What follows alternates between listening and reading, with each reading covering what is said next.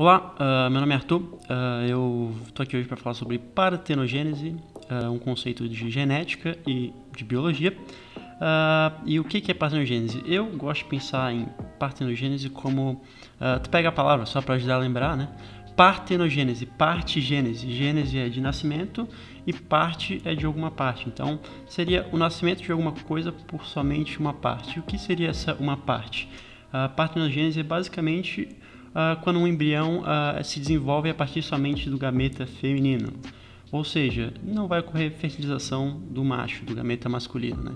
Então, esse ser que nasce desse tipo de gênese, né? desse nascimento, ele vai ser um filho da mãe, literalmente, né? A pergunta é então, em quem que esse tipo de reprodução ocorre? Diversos animais no mundo animal fazem a partenogênese, no entanto, os mamíferos são o único grande grupo que não faz isso naturalmente, né? Por quê? Por causa do imprinting genômico dos mamíferos. E esse processo consiste do que, basicamente? Ele vai marcar os genes como tendo origem materna ou paterna e vai controlar a expressão em alguns tecidos do embrião.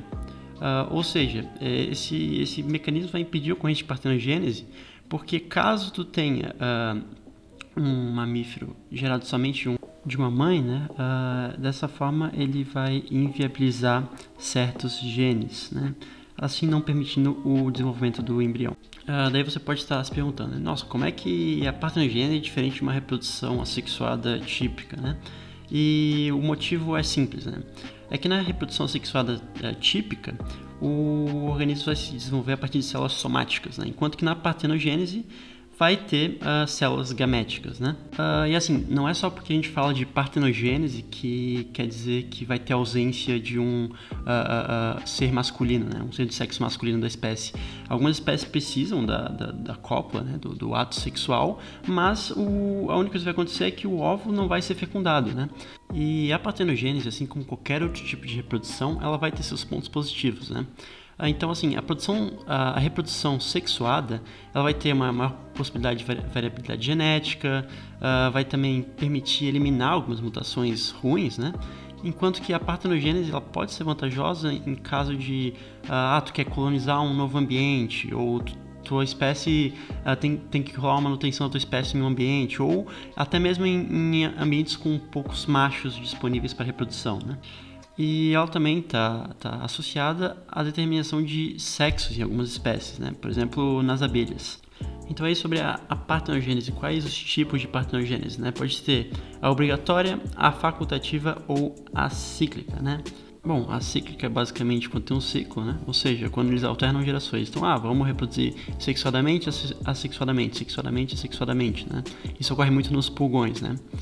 Também terá a facultativa, que ocorre em espécies que a maioria das vezes ela vai se reproduzir de forma sexuada, mas por alguma circunstância diferente ela vai optar por se reproduzir com a partenogênese, de forma assexuada. E essa circunstância pode ser garantir a sobrevivência da espécie, né, obviamente, por causa, sei lá, da ausência de temporada de machos, de uma população com baixa densidade, ou até mesmo, tipo, quando elas estão ameaçadas de extinção. Bom, mudando um pouco de assunto, eu acho importante falarmos também sobre relações entre a partenogênese e os mecanismos de determinação do sexo, né?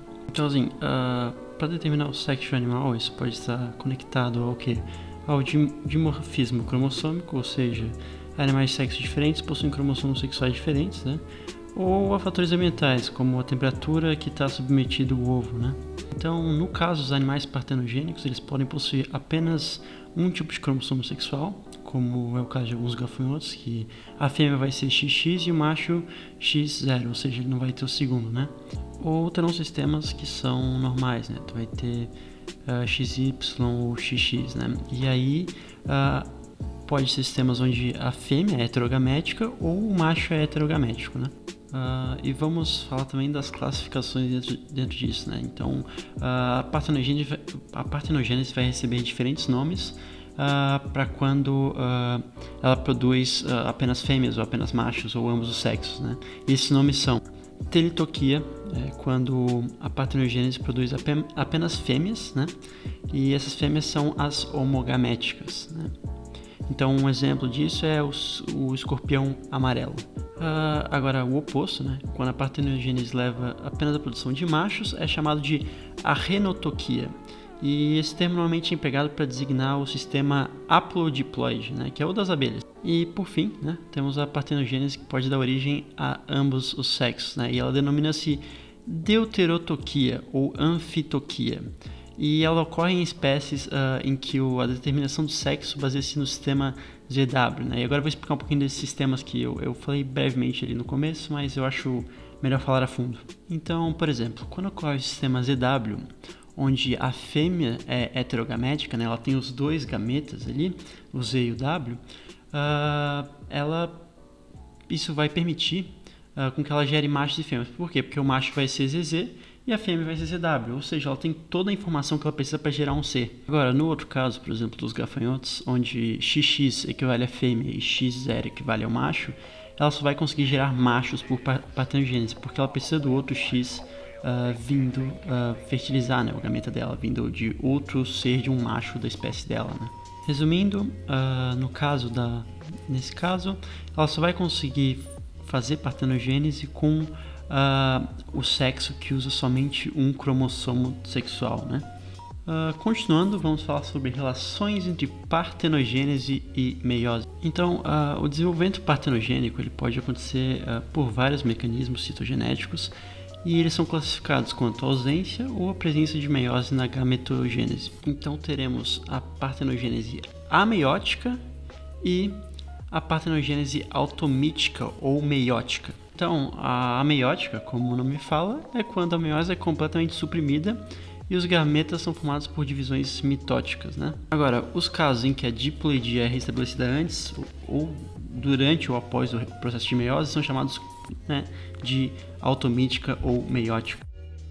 Bom, e por último, para acabar esse vídeo, a gente vai falar de ecologia e evolução e como ela se relaciona com a partenogênese.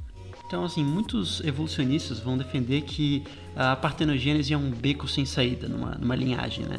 Ou seja, ela não vai te dar variabilidade genética e não vai te permitir se adaptar ao ambiente que tu tá, né? Não vai te dar essa plasticidade fenotípica, né?